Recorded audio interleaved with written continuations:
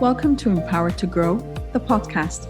I am your host, Hanan El Basha, the business doctor. Following our conversations with empowered women who woke up one day and consciously claimed, I am more than enough, I am worthy, I am empowered to grow. And along their empowering journey towards realizing their own potential and their quest for growth, they became a beacon of hope and guidance for others. May you also find your inner power to grow.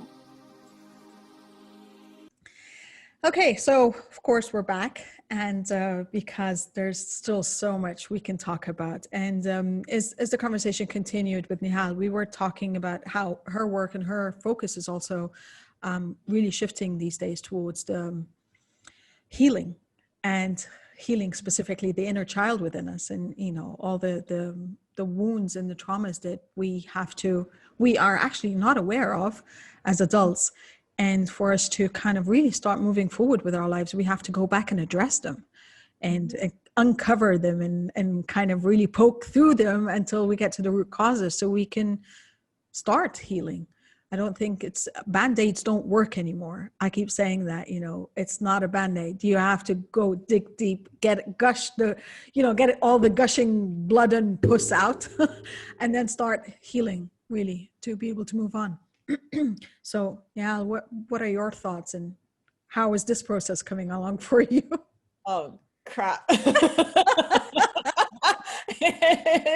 is ugly. It's ugly. Why?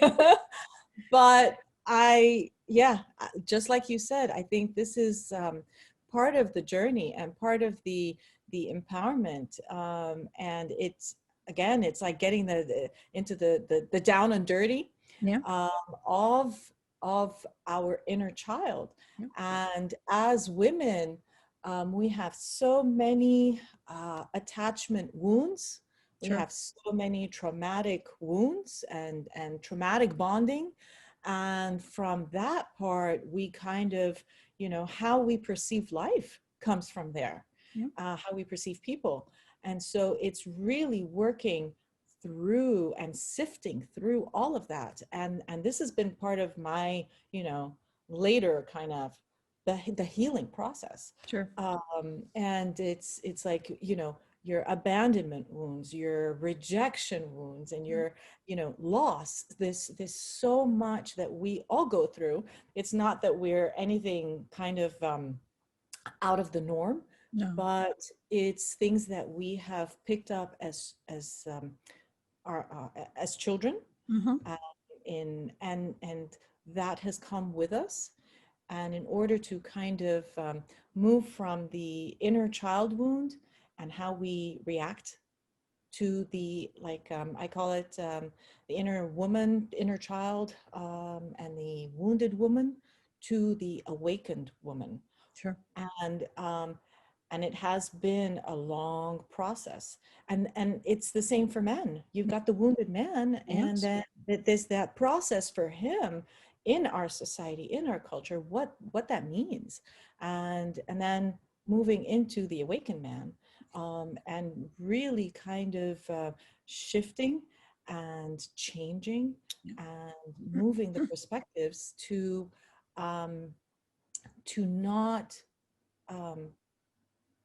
not react from the wound, but to react from a different place. Yeah. So, and it's those kind of things now that we're starting to become aware of when we're like, I was always been a people pleaser, and you realize that's actually a wound, it's a people pleaser. And just I was telling you about, like, I was in session last night with Tony Robbins in the World Summit, and he did kind of an impromptu, just quick coaching session. And I've heard him say that before, because I love, following him and his teachings.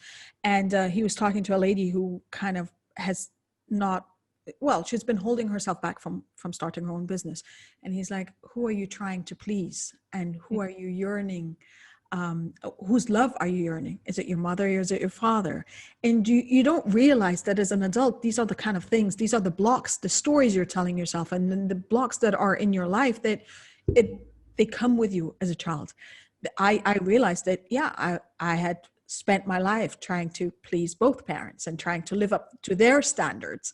And, you know, going through things like after earning my doctorate degree, spending about 6 years on it and like tons of money and time and effort and tears and sleepless nights, just realized that I don't think I even wanted it. It was like, you know, part of my parent pleasing, like, you know, you should be proud of me because I went all for it. And this translates into a lot of things. I talk to women and, you know, I'm like, yeah, you're the nurturer, which is great. It's might be part of, you know, the natural woman within us. But when you're a nurturer and that nurturing actually impacts you negatively because you keep deprioritizing yourself all the time, who are you nurturing? You're not even nurturing yourself. Exactly. And that goes back to the self-love. Yeah. But then it's the, I mean, for me, it was approval. Yeah. I've been, you know, all my life I was trying to get approval. And again, that goes back to a sense of, you know, the rejection or whatever we get, whether it's from the parenting, whether it's from society, the teachers, even the teachers, your colleagues, your friends, you know, and it's sifting through that and trying to, and again, it goes back to the self-love. How am I going to give myself and not keep hurting myself with these limiting beliefs that we kind of, if I do this, then I will get that. That doesn't work. So yeah, so that has been also another part of, you know, the journey to self-discovery, the journey of healing. And I still am on it. So I don't think you ever stop being on it. Yeah, you know, and you find yourself, you know, you think you're all right, I'm good, I'm great, I've done it. Something else pops up. I've done the work, and then bam, you get hit with something, and you get triggered, and then you just go way back again, and that's normal. And I think we do kind of move back a couple of steps. You know that meme where the cha-cha. Yeah. I keep saying that. Yeah. And then you find yourself, but you're never back to point zero. No. But you do go back a little bit, and that's what I've been kind of that dance. But you know, the enlightenment part. Yeah, that's true. And now the enlightenment or the awakening part, actually, yes, you do go back a couple of steps, but you can move faster forward now. Yes. As in, you know, before it would be, I'd move back, and I know I used to get stuck. And literally, I moved back a couple of steps and I'd stay there weeks, months, even a couple of years in some of the instances. But now I'm like, my processing time of why I moved back, I go immediately to processing through it. My processing time is a lot faster. So it becomes, okay, this hit me, as you said, something triggered me. What was it? Who was it? Why? What am I healing? What did it hit inside me that is still healing or that I was not aware of? Let me go through that. What am I feeling? Who made me feel that way? And now I can move forward. So that those months, years, weeks got compressed into possibly days, even hours at time. I'm like, okay, I woke up, this happened, this triggered me. By the end of the night, okay. I get it. You know, I can move forward now. What did it trigger from my childhood? Yes, definitely. So, and more importantly, now, what is it teaching me? What can I extract out of this? So it's not, you know, also, I can't help but, you know, I had 10 hours of Tony Robbins last night, so I have to, I have a lot of this. Go ahead. Exactly. He's got this expression that I love because it has really shifted my perspective around. He says, life happens for us and not to us.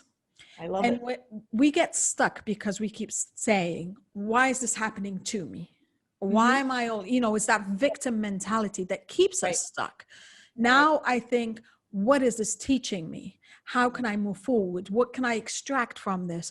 And how can I use this to, first of all, not get back to the same step again or, you know, the same spot, but then how can I serve others to make sure, hey, there's a pothole here, don't go there, keep moving on, you know, take a right or left or something, and then move forward from there.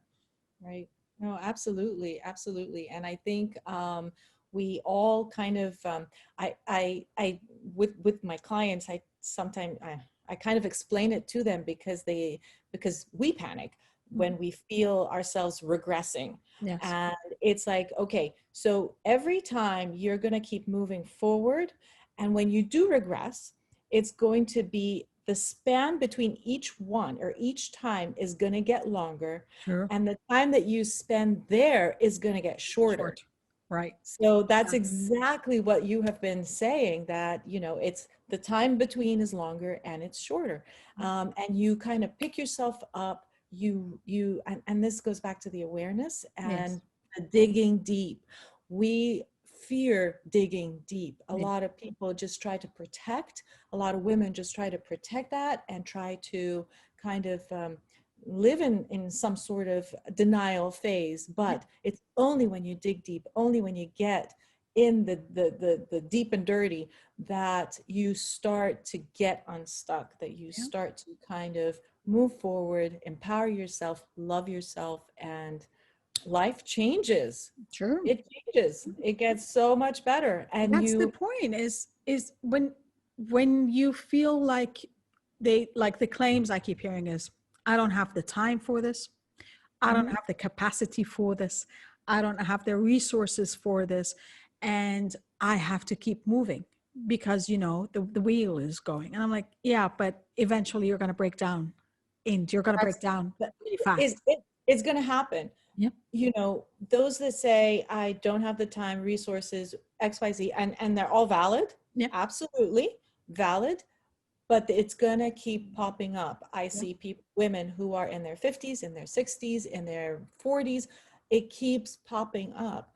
And unless you kind of face it, it's just going to be there. Band-aids And don't it work, shows up, right? it shows up in all areas of life. So it's not like in one specific area. It will be everywhere Mhm. until there's the breakdown. And it will happen. That rock bottom has to happen.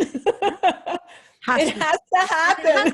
And it has to happen actually multiple times, because each one addresses a certain aspect of you. So it You, will happen with work, it will happen with relationships, it will happen with health. it yep, it's like inevitable. So it yep, has to happen. It's just a matter that knowing, then you're empowered enough and aware enough and enlightened and awakened enough that when it does happen, you know how to get up. I actually used this analogy, and I don't know why it crossed my mind, and I thought it was very fitting. I thought of it as quicksand. yeah, And there are points in life where you hit quicksand. And if you see any movie, there's this, the frantic quicksand, and then they sink faster, which is, mhm, natural. But yeah, it is, hitting that quicksand is like, okay, I'm in quicksand. So acknowledging where you are and acknowledging what is happening around you, but then yeah, start moving into action of thinking, how can I get myself out of it? And other people that I can reach out to, other, devices, tools, whatever it is. And the faster you act and react in that sense, in a more calm way, the mhm, faster you get out of the quicksand. But yeah, if you just go frantic or just do nothing, and both of them end up with you sinking further. right. So That's a beautiful analogy. I love that. yeah, thank you. Yeah. I don't know why it crossed my mind one day, but I think I was maybe we were watching Dora the Explorer or something, the movie. Oh, It's like, I love it. that actually, it is that. You see it in every movie. There always has to be, there has to be the wise one who knows, the experienced one who knows what to, they reach out for the tree branch or whatever. Yeah, And there has to be that frantic one that ends up getting themselves deeper in. And I think for a lot of us, we don't realize that even you don't have to be frantic, but even panicking and even, or just giving up, both of yeah, them get you deeper in. right, right. And I think you mentioned, because again, it's a process. Yeah. And every person has their own quicksand process, Mm-hmm. and they do realize, some don't, Yeah. some don't. It takes them a really long time, and some don't. However, for the most part, it's recognizing the thoughts, Yeah. recognizing the feelings, recognizing how I'm going to start taking actions. What actions do I need to take? And And who do I reach out to? the support. Yeah. You need a certain kind of support in order to be able to help you. And it's okay to get help. Yes. It's okay to More than okay. not be okay. You know, we have this in our culture for men and women, more men, though, that, you know, when you are in deep crap, lack of better words, you know, reach out, seek support, seek help, friends, whoever it is, in order to, or therapy or whatever it is, to get yourself out of the quicksand. Sure. Sometimes we need that extra support, and to just give us that kind of, what kind of, you know, do we use ropes? Do we use the metal ones? Do we use, you know, how? And I think that's really important for our journey, our empowerment journey. So, yeah. Well, that's a beautiful place to wrap up our conversation. Thank you so much once again. Thank you. Had a great time. I love Thank this. You. And I'm sure we can literally We'll do more. episodes We upon can episodes. Forever. We can talk forever. Yes, yes. Thank you. Thank you everyone for joining us again, and always. Empowered you empowers others. Empower yourself with the knowledge, empower yourself with the awareness, empower yourself with the love. And once you are there for you, you can be there for everyone else around you. Take care. Love, abundance, and prosperity to you all. Thank you for listening to the Empowered to Grow podcast. For further engagement with a tribe of empowered women, join my Facebook group, Empowered to Grow, or visit my website, www.hananelbasha.com. I'll catch you on the next episode. And until then, know that empowered you empowers others. Love, abundance, and prosperity to you all.